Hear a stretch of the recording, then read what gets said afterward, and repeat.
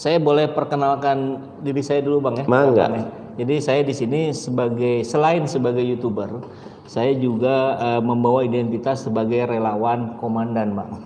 Komandan itu kepanjangannya Komando Menangkan Anies Baswedan. Wah, komandan namanya keren. Jadi dalam rangka silaturahmi memperkenalkan komandan kepada Abang, barangkali Abang ada gambaran kah gitu? Kok ini berani-beraninya nih relawan Anies Baswedan datang ke sini? Padahal kan PKS belum sebut nama. Atau bagaimana penyikapan Abang terhadap bermunculannya relawan-relawan Anies Baswedan lah? Kalau kita lihat kan fenomenanya begitu Bang. Hampir 100 ini relawan Anies. Kalau dibandingkan dengan relawan Puan, Ganjar, Prabowo yang lain, saya kira sangat jauh lah gitu. Ada fenomena apa yang Abang lihat? Kalau saya menyambut positif, seperti positifnya ketika KIB membentuk koalisi, dan seperti positifnya dulu ada PSI mendukung Giring jadi calon presiden. Kalau di search di Detikcom saya memberi apresiasi karena buat saya partai politik atau koalisi harus segera mengumumkan siapa capres cawapresnya. Gitu.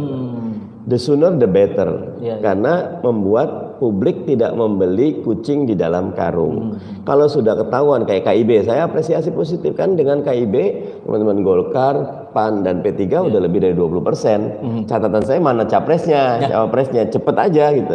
Sehingga kalau udah ketemu capres-cawapres, orang sudah move on dari figur kepada program. Kalau sekarang ini karena koalisi last minute, semuanya sibuk dengan figur. Waktu Jokowi JK atau Jokowi Kiai Ma'ruf itu kan last minute semua gitu kan. Tadi Prabowo Hatta, Prabowo Sandi last minute, sehingga orang nggak bisa mencerna apa sih visi besarnya, apa sih programnya, seperti apa sih jalannya untuk membuat Indonesia sejahtera. Saya dukung komandan kemarin saya sempat diundang sama Jarnis, jaringan Anies Baswedan, jaringan relawan Anies. Bagus buat saya. Seperti juga teman-teman yang punya inisiatif bikin jaringan Ganjar, bagus. Biar semua terkristalisasi.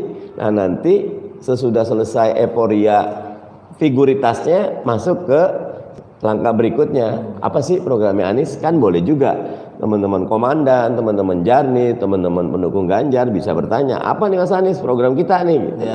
Sementara kita ke figur, habis figur kan. Nah kalau proses figurnya belum kelar, udah keburu pemilu, ya tidak ada waktu untuk mencerna apa visi misi dan tawaran solusinya. Sudah gak ada waktu. Kalau saya pribadi terbuka, tapi kalau PKS ya kita kan punya mekanisme majelis syuro, mudah-mudahan aja segera. Mudah-mudahan juga sama pilihannya. Amin ya robbal alamin. Nah, tapi ada yang menarik dari kalimat Abang barusan ketika bilang KIB ini sudah ada koalisinya, ya cepetan lah sebutin nama capresnya.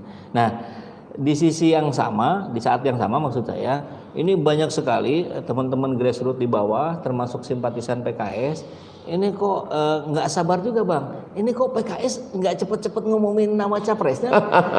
Padahal yang saya tahu kalau di bawah, saya dari Bandung Bang, itu rasanya sih mayoritas sudah ke Anies.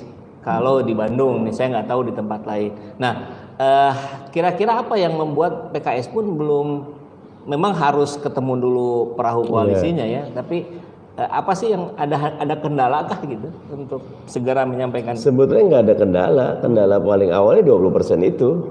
Karena itu PKS kan secara resmi mengajukan judicial review. Kalau sekarang ini kan statusnya de facto dan de jure masih 20%. Nah kalau PKS mengumumkan sendiri, satu tidak etis, yang kedua ya tidak logis. Nah sekarang makanya PKS terus bangun komunikasi dengan banyak partai, jika nanti bisa ketemu. Harapan kami sih saat kita mengumumkan koalisi, kita umumkan capres cawapresnya. Kenapa lambat? Ya di institusi selalu berproses. Kalau relawan kan ya kayak makan cabai langsung pedas gitu. Dan itu kelebihan relawan gitu kan, relawan rela dan tidak melawan. Rela dan dermawan katanya Bang. Dan rela dan dermawan gitu. Keren. Makanya saya selalu, waktu saya sempat dapat amanah ketua tim pemenangan Anies Sandi, paradigma kita pokoknya relawan di depan, partai di belakang. Kenapa? Gitu. Iya. di awal ya, sampai seperempat terakhir. Kalau seperempat terakhir udah nggak bisa lagi improvisasi, harus orkestrasi partai yang di depan. Tapi 3/4 tuh relawan, karena buat kami saya bilang kalau partai wajar lah dukung Anies, kalau relawan ini luar biasa, mereka inisiatif sendiri, waktu sendiri, dana sendiri, kita hargai. Jadwal kampanye mereka, inisiatif mereka kita dukung. Nah, kita di belakang. Nah, kalau terkait judicial review kan kita tahu sendiri banyak yang perorangan maupun dari partai-partai, ada PBB, kemudian yang lain-lain lah yang itu ditolak oleh Pak Anwar Usman. Yang ini apa yang membuat optimisme Abang ini bisa dikabulkan? Lebih enak nanti ada Pak Zainuddin Paru yang menjadi komandan Wasekjen PKS bidang hukum yang ini.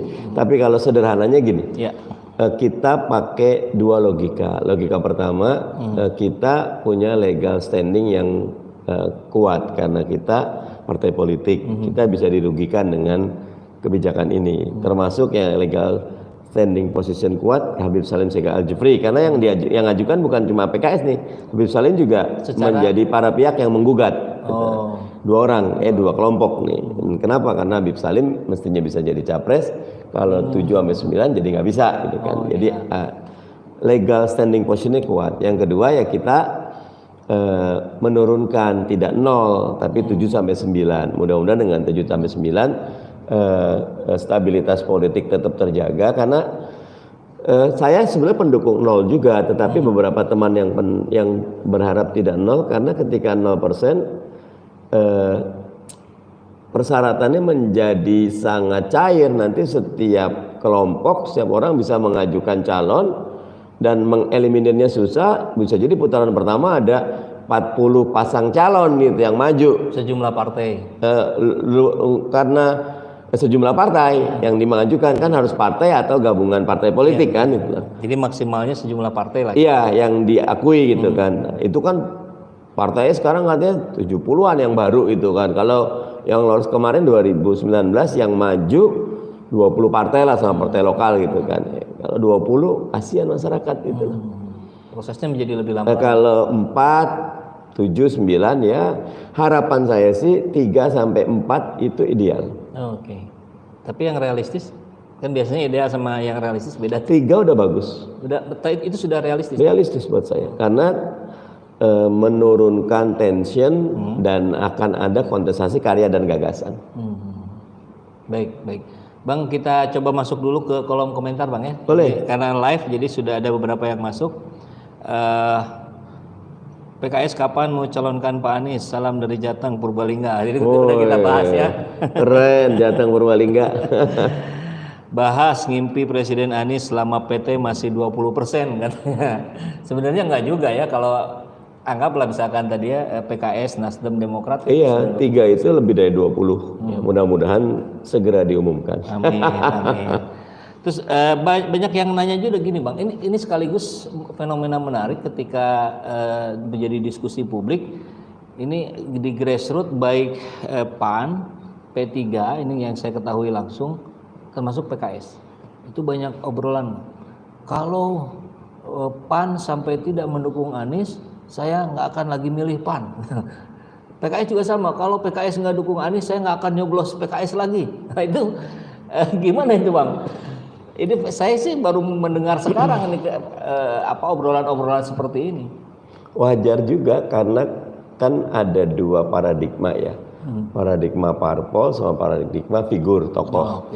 Karena parpol ini sampai sekarang dianggap publik dalam survei kepuasan publik masuk ke bottom 3, bottom 5 itu bawah.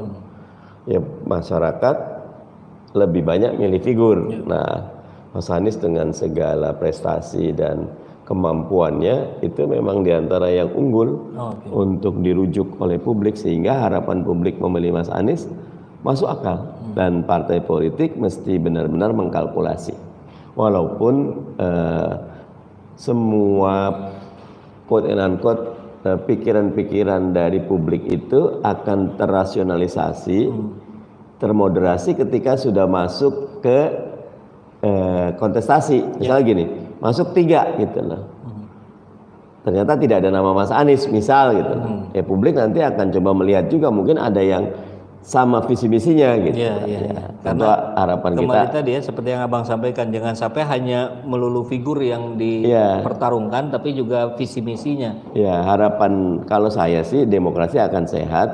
Kalau figuritas wajar, tetapi harus beyond figur, harus masuk ke apa sih tawaran solusi Mas Anies, solusi Ganjar, solusi Pak Prabowo untuk Indonesia kita, atau solusi dari calon-calon yang lain. Nah, kontestasi karya dan gagasan itu akan membuat masyarakat bisa mengikat orang-orang ini dengan janjinya. Kita coba dulu masuk ke yang pendapat berikutnya Bang ya. Bravo PKS. PKS pasti bersama Anies.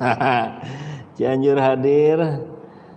PKS harus dukung Anies. Salam akal sehat. Dari 2004 sampai 2024, bila panjang umur saya tetap PKS. Realitas Anies layak diusung PKS. Go Mardani go, katanya.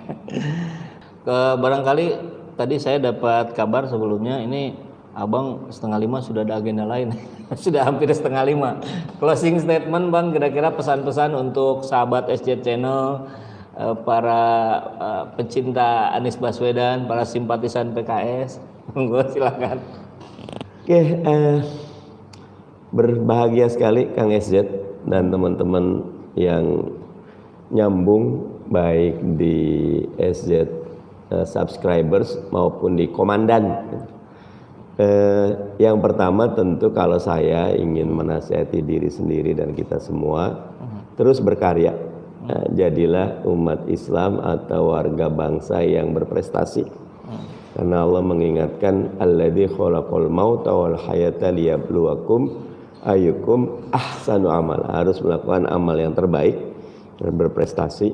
Yang kedua tentu bahasa Mas Anies nih, berkolaborasi. Mantap. Karena nggak bisa bangun Indonesia sendirian. Ya, jadi dengan semua anak bangsa terus diskusi, sinergi dan kolaborasi ya. Selalu rendah hati ya. Kayak saya waktu jadi ketua tim Anies Sandi, 3 aja saya bilang. Luruskan niat, rendahkan hati, cerdaskan akal.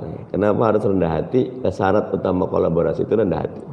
Jadi kita mau dengarkan sebelum didengar, bantu sebelum dibantu. Terakhir tentu jangan lupa dekat sama Allah Subhanahu Wa Taala. Karena apakah Anies bisa jadi presiden? Allah. Kalau Allah berkehendak nggak ada yang nggak mungkin. Insya Allah. Masya Allah. Dan kalau nggak salah di acara Nilad atau Rakernas PKS kemarin ya, itu kurang lebih tagline-nya juga kolaborasi Bang. Nah, transformasi dan kolaborasi ya. Transformasi dulu, beresin internal, habis itu kita kolaborasi. Jadi saya kira itu sudah sangat nyata kalau bicara tanda-tanda alam itu.